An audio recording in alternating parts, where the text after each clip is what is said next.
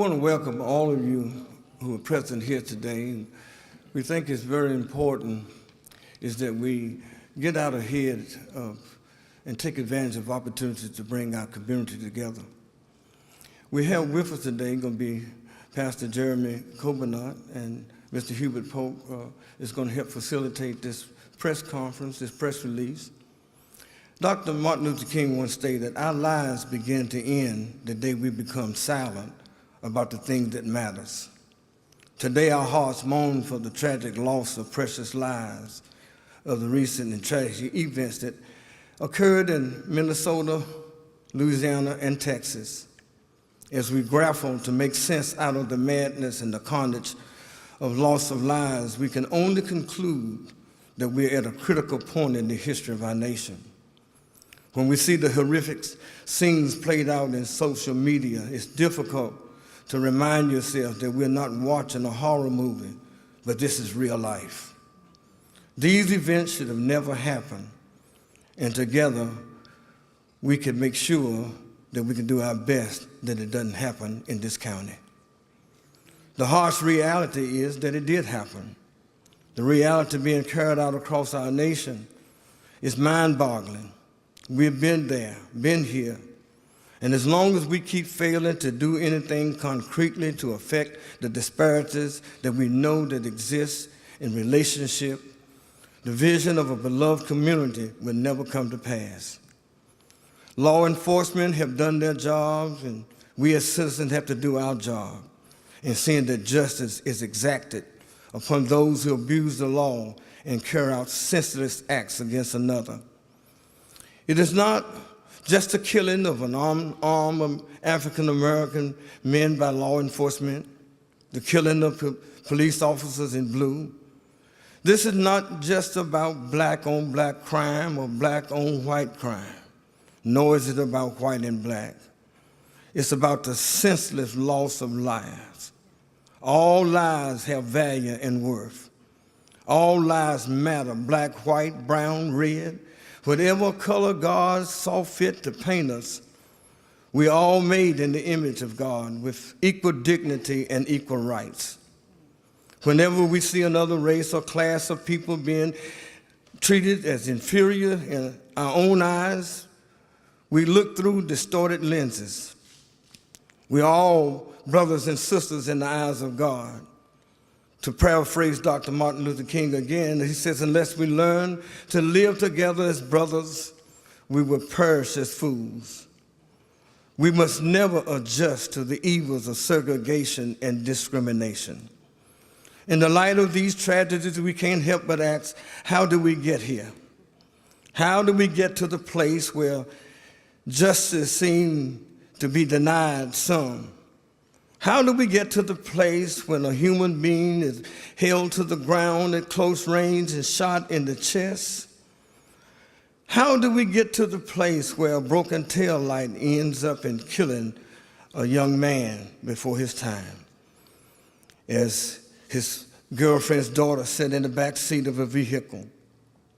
What could push an African-American male so far over the edge in the state of rage that he decides to murder 5 officers, injuring others and carrying out his evil plan? Barbara Jordan eloquently stated these words. She said, "If society today allows wrong to go unchallenged, the impression is created that those wrongs have the approval of the majority." The time is now that the citizens of Roanoke Valley community of Eastern North Carolina to respond to the immediate and urgent need for our community and law enforcement to come together and engage in open discussion where meaningful and purposeful dialogue can be carried on. And by doing so, we can look for ways to implement workable solutions that will end the nightmare of injustice and indifference that has plagued our society for too long. There are too many grieving families as a result of this epidemic. We will continue to raise awareness of the disparity and inequalities faced by the poor in our community. We can no longer remain on the sidelines waiting for someone to make a change. We got to be the ones who make the change. for the betterment of all of us. These uncivilized acts of crime should not be tolerated in one of the most civilized nations in the world. As advocates and leaders for justice for all people, we will remain vigilant in our commitment, our call to consciousness and action. We want to educate our youth and citizens about criminal activities within our community. Educate our citizens on how not to become a victim of violence. Open dialogue and discussions and come up with resolutions and concerning social ills that have impact on homicide, gang activities, drug, poverty, gun trafficking. We want to create a safe place for expression of repressed emotions and sharing of key issues by families and missing and the exploited. Recently in my own church, some 40 young people, male and female, were polled, and they looked at places that were four corners in our church. One place said safe, one place says don't understand, another place says feel threatened. And we asked the young people to go to the place that they feel that represents their feelings, their emotions. And none of the children went to the place called safe. I had a young man say he stopped going to the store because he's afraid. It ought not to be in this county that our young people are afraid to walk anywhere. And so we're not ignoring issues that separates and divides us by using Band-Aids type tactics to fix a leaking faucet. There must be a cultural revolution, a change of mindset. In several passages in his book, The Strength to Love, King stated that passive acceptance of an unjust system is to cooperate with that system and therefore to become a partner or participant in its evil. So we must, without delay, dismantle the institution that mark blackness as evil and criminals and disposable. It's not fair that a man named Michael Johnson would be driven by rage and hatred against men and women in blue, that he felt the need to go down and gun some officers. I'm a father and a grandfather. It's not fair that I have to fear the safety of my sons and my grandsons every time they leave home. It's not fair that the wives and the husbands of our police officers go out every day to protect and serve us to have fear that their loved one might not make it back home. I want us to work towards a community where everybody will feel safe and where we can disarm each other with words of respect so that we can all go home safe. This is what my hope and vision is for Roanoke Valley. We have Pastor Jeremy Kobenok that will come. Thank you, sir. I appreciate Reverend McCollum, I appreciate Mr. Pope, and I appreciate all the folks who are here. I'm honored to be a part of this. I'd like to just say a word. I'd like to thank these men. I'd also like to thank our sheriff, our police chief here in Roanoke Rapids, Chief Macon, Commissioner Bryant, Representative Ray, and Sheriff Smith. I know many others of law enforcement that are here, but many other community leaders. And I thank you for being truly committed to the well-being of our community and of our citizens. I believe we are truly a very blessed people to live in a community with such genuine, compassionate leadership. We have taken this opportunity today. We want to invite all of our community to join us right here at this Roanoke Rapids Theater on Sunday, July 31st, 3 o'clock in the afternoon for a community wellness forum. And Mr. Pope and Reverend McCollum have done a lot to organize that. I'm honored to have a part. And we'll be right here on that day, and we invite you to come for an opportunity for us to try to even strengthen relationships between our community and law enforcement. I'd also like to say I'm thankful for our law enforcement officers who work tirelessly day and night to protect us and keep us safe. As a husband, a father, a pastor, and a resident of this community, I say thank you to our law enforcement. I want our law enforcement officers to know that I and our church and so many in this community are praying for your safety.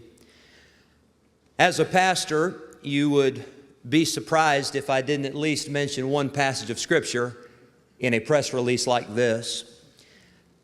When I was asked and contacted by Mr. Pope to be a part of this event with Reverend McCollum as well, I prayed about a verse to share that I thought would help and shed some light on the situation in our nation.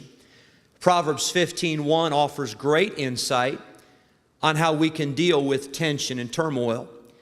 This verse says, "A soft answer turneth away wrath, but grievous words stir up anger." I think we'd all agree that in our nation we are experiencing a lot of wrath. That word wrath, it means violent anger. The Bible tells us that a soft answer, a kind or a civil response, not rude, not irritating, but a kind answer turns away wrath. That phrase turns away, it literally means to divert or to prevent. And that's why we're here. We're here to prevent violence and anger in our community. The verse goes on to say that grievous words, provoking words, offensive words stir up anger. That's true in a home, it's true in a business, it's true in a church, and it's definitely true in a community. I believe that the answers to all of our problems in our nation, in our state, in our county, in our cities, I believe the answers to all of those problems can be found in God's holy word. In our community, my challenge is that we be kind, that we be courteous, that we be respectful to one another. The Bible states very clearly that God is no respecter of persons. And if God's no respecter of persons, I certainly do not want to be guilty of that. The Bible tells us, the most familiar verse in all the Bible, I believe, "For God so loved the world," that's everybody. It's every nation, every race. At our church on Sunday, we had a missionary from Japan to speak to us about the great need in Tokyo, Japan. God so loved the people of Japan, just like He loved the people of Roanoke Rapids and Halifax County and North Carolina and the United States of America. God so loved the world, that's everybody, that He gave His only begotten Son, Jesus, that whosoever, there again, that's anybody, that's everybody, that whosoever believeth on Him should not perish, but have everlasting life. I encourage and challenge our community to work together in order to protect our law enforcement officers, our families, our neighbors, and our fellow citizens. And it is my prayer and my desire that God would bless our community with safety, with love, and with unity. Thank you, and God bless you.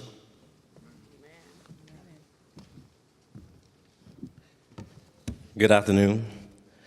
My name is Hubert Pope. For those that may not know me, I am a business person here in the Halifax County area and actually serve about 9 counties.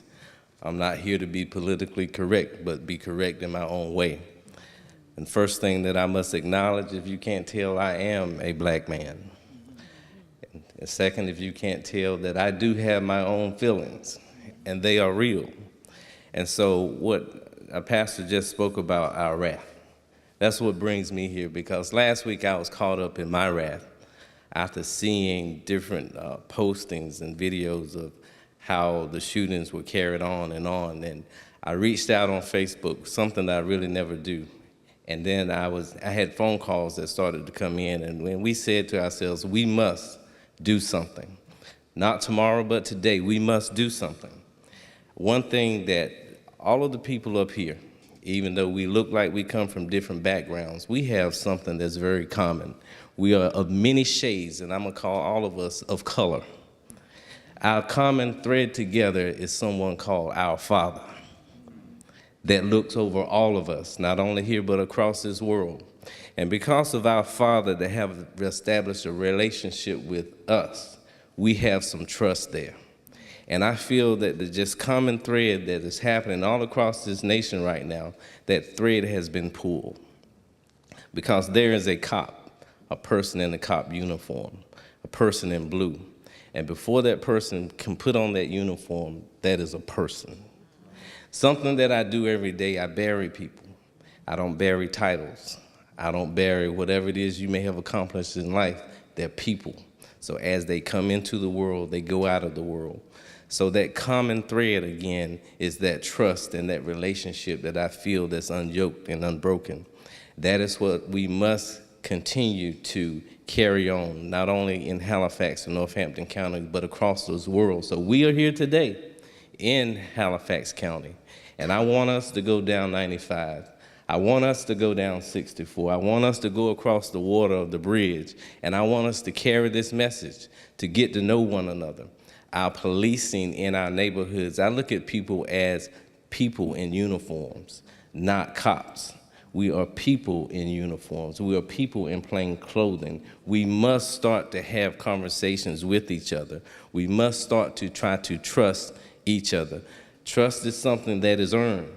Just as you've spoken before, when you step to me, if I've done something wrong, deal with me, but respect me, and I'm going to respect you. Disrespect me, and I hope I will respect you, and I'm speaking the truth.